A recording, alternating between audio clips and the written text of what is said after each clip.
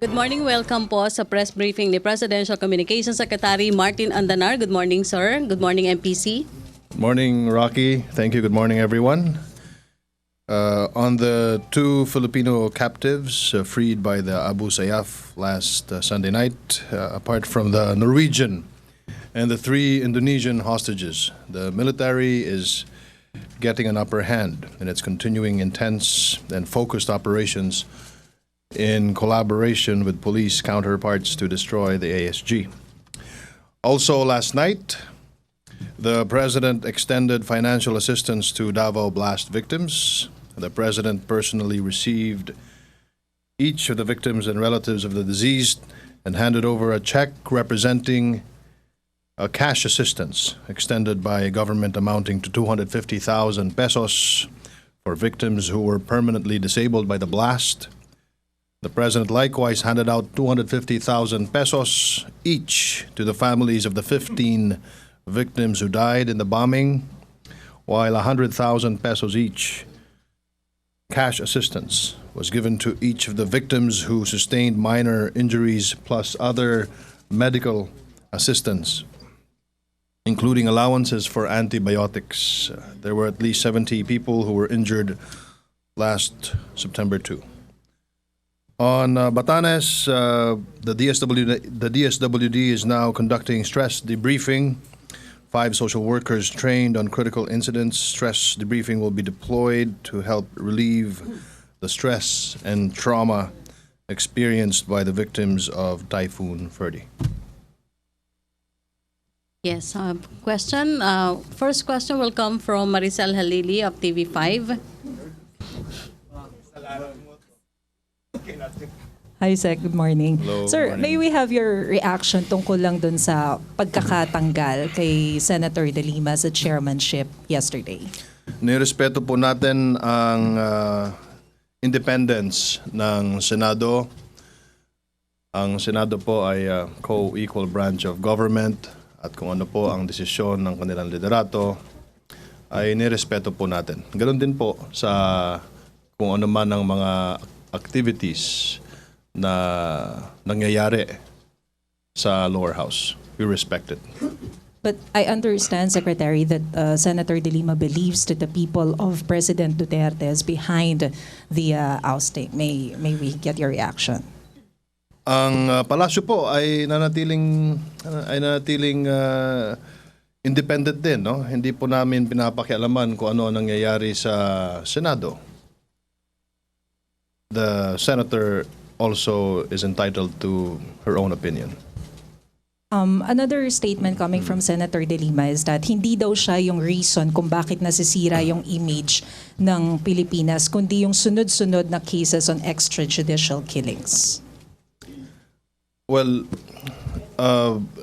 sino bang nagsisi kay De Lima? Maricel?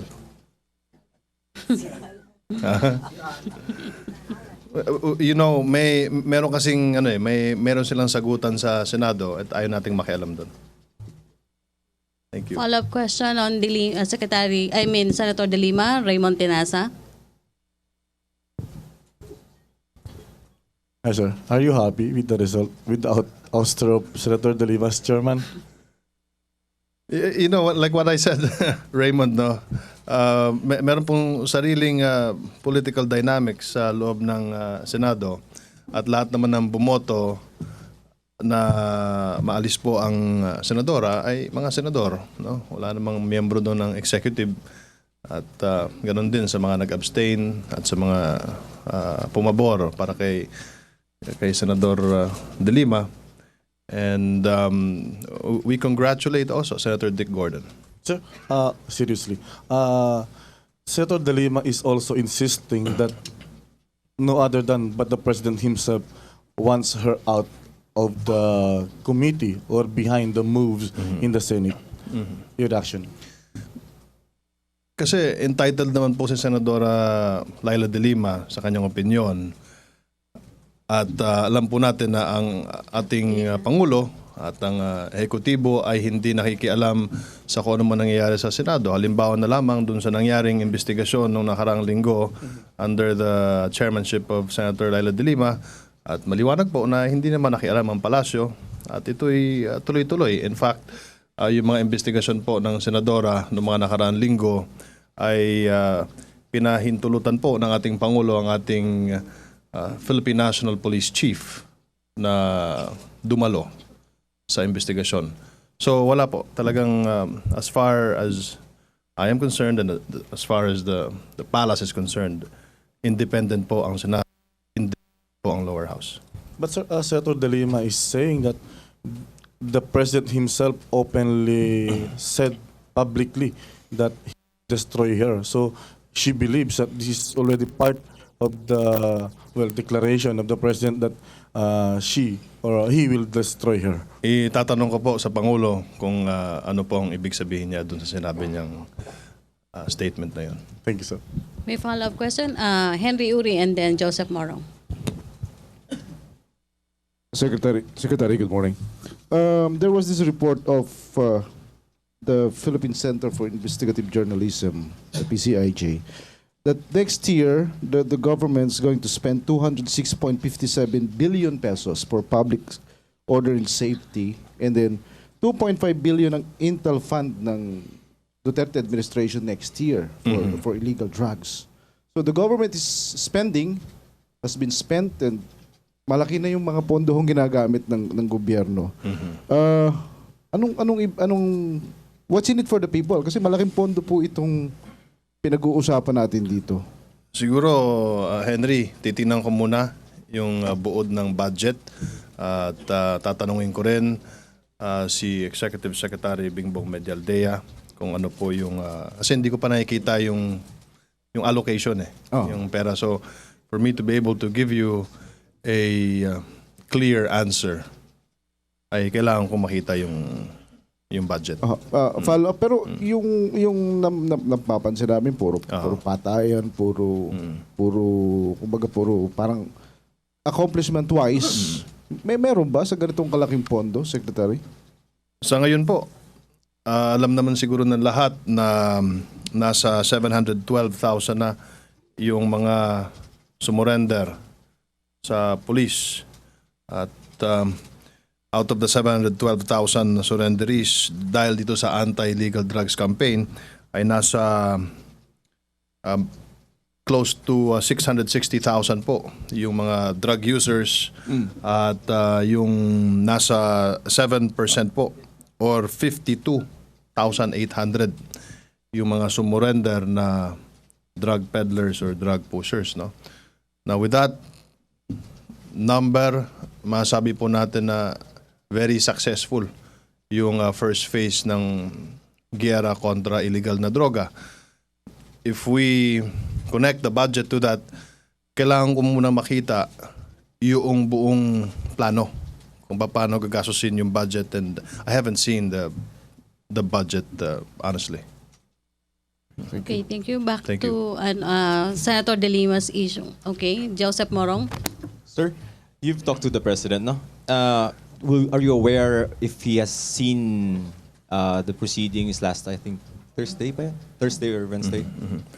Mula po nung nagkaroon ng Senate investigation ng Senadora De Lima, ay hindi pa po kami nagkikita ni Pangulong Duterte dahil nung nangyari po yon ay sabay naman na ginanap yung pagbisita ng Pangulo sa Bulacan, no? Tapos after that, I understand meron mga private activities yung Pangulo over the weekend. I think may kasal pa na nangyari, no? May wedding, no? And then dumiretso na po sa Davao si Presidente. Kaya hindi pa po kami nagkikita, hindi pa kami nag-uusap, hindi pa namin napag-usapan yan. What does the palace think of yung ouster niya? Because ang sinasabi is that Matabato is a perjured witness, parang walang value, off-topic siya, but why do we have this kind of move in the Senate? Hindi ko masagot yan, Joseph, kasi again, Senado sila, ito, ehekutibo. I understand 16 senators voted for the ouster, no? So I mean, that's 16 wise men who have their own reasons why they ousted and why they brought in Senator Dick Gordon. And, let's just accept the decision of the Senate. Jenaline Cabiling, Manila Bulletin. Sir, do you believe Senator De Lima abused her authority in handling the Senate probe on the extrajudicial killings? It is not for me to say if inabuso ba or hindi. It's really up to the senators themselves and the public. Sir, on Senator Gordon, do you expect him to be fair and do a better job as Senate Chair? Senator Dick Gordon is a illustrious fellow. He's been in the Senate for 12 years, and he also served as mayor of Olongapo, chairman of SB. This guy is one of the brightest leaders we have. So I am pretty certain that Senator Gordon will do an excellent job. May follow-up question ba about Senator Benji Liwanag? Sir, ikinagulat niyo ba yung pagkaka-oust ni Senator De Lima? Hindi ko inaasahan. Hindi niyo inaasahan? Oo, kasi again, kami naman dito sa Presidential Communications Office, meron din kami mga problema na inaayos, no? At meron din tayong mga trabaho na dapat gampanan. At again, babalikan ko po, kami naniniwala na independiente ang Senado and us here in the executive should mind our own business. Prior dun sa pagkaka-oust kay Senator De Lima, nagkaroon ho ba ng time na nakapag-usap si Senator Pacquiao and Pangulong Rodrigo Duterte, sir? Hindi ko alam, Benji. Okay, thank you very much, sir. Thank you, Benji. Laila Salaveria on Senator De Lima. Okay. Okay, Joseph Morong first. Sir, under Senator Gordon's leadership of the committee, do you think it's still worth presenting si Matobato? Let's allow the Senate to decide. Yeah. Laila Salaveria to be followed by Ted Tavera and then Joseph Morong. Good morning, sir. Morning. There's an ongoing investigation in the House, and the congressmen want to give immunity to several inmates, including Herbert Colanco. Sir, what could the palace say about this, considering that, don't you find it ironic that the House wants to protect a drug lord, and Herbert Colanco was also on the very first matrix that the president presented? Again, I'd like to say that the House is also independent. The lower house, they have their prerogative to decide what they want to happen, and the palace and the house are not connected in any way. We are just a co-equal branch of government, and we respect their independence. Sir, but the proposal is backed by the Justice Secretary, who is the alter ego of the president. So, I have to talk to Secretary Vit Aguirre about his backing of the move of the House of Representatives. but sir, do you think it will be worth it to grant immunity to a drug lord just to pin down Senator De Lima? The best person to ask that question is Secretary Vit Aguirre. Thank you. So, Ted Tavera?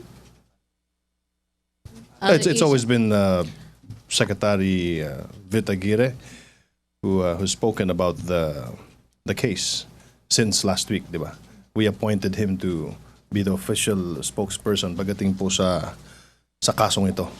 Kasi magkadugtong-dugtong yan eh. Ted Tavera, other issue na. Sir, good morning, sir. On another topic, sir, you mentioned yesterday that Filipino Americans in New York are planning an oust Digong movement. Sir, are we taking this seriously, and what is the government planning to foil such plans? We take any destabilization move seriously, whether it's rumor or it's A1 information, it's against the law. You cannot. It's inciting to rebellion, no? And this has happened in the past. So I have received information from credible sources in the United States. And yeah, we are aware of this, and we have names. I have received. Going to mention it because alam mo naman tayo din naman ay naging journalist eh, di ba? Baka ma-libel tayo, no? The microphone. Sige, Joseph. Ted, okay. Okay, Maricel. Sec, are there officials involved? So hanggang doon na lang. Meron kaming mga pangalan, we know who they are, we are studying it, and just be the warning is just be careful in what you plan, because it's against the Joseph, law. use the mic. Whoever is planning an ouster or a coup d'etat, just be careful with what you do, and just make sure that whatever you do is within the bounds of the Constitution. Okay, we'll take the last question from Benji. Magtatanong ka, Joseph. Benji, liwanag first. Sir, sabi ninyo, tinitingnan, you're studying it. Sinong may hawak nung itong coup plot na to? Sinong may hawak from the government? Who's investigating this? Sino po yung tumututok? Are there officials from the palace or the government na pupunta sa United States para to coordinate? Ang masabi ko lang, Benji, we are looking into it very seriously. Thank you. Thank you very much. Joseph, may follow-up or Dexter na? Joseph, Dexter. Follow-up lang po, Secretary. Since we have the names and you mentioned that yung ginagawa nila is already inciting to rebellion, any legal move from the government? No, not yet. We are looking into it seriously. We are investigating it. Hanggang dun lang muna tayo. And what I am conveying is the message that we know that these plans are being hatched. We have some information also. We have some names, but we have to confirm. We have to vet. But whatever they're planning, just think twice, because it is not lawful when you bring down a government. And rest assured that we will protect our president. But are we going to wait until the plan is hatched before we make any legal move? Yeah, we are looking into it. We're investigating it, and we will protect our president whatever it takes. Sir, pwede bang mag-last question pa Yes, si sure, Joseph Morong? sure. Sir, to you, this is very serious, no? The oust plot, correct? Of course, it's serious. It should be serious for the entire nation. Correct. For the 91% of the Filipinos who trust the president. Remember that the president was also voted with over 16 million votes. You have the names, and I'm sure you will not reveal them, but with the names given, are you able to tell who may be behind this? Or you know who's plotting it at the very least? Is there a certain group of individuals? I don't want to answer that question. Why, sir? Because I don't want to answer that question. Because you know who. Because it's under investigation. Okay. Validating. Okay? Easy boy. But you Kanyang mga tanong. No, but you mentioned January 2017. That sounds like a definite plan. Why daw may ganong oust move? I will have Motivation. to. Motivation. I have sources, and of course I cannot reveal the entire story for those who have witnessed such meetings. But the motivation? The motivation? I don't know. I haven't talked to them. Nung nakarating sa inyo, why would they oust the president? I don't know.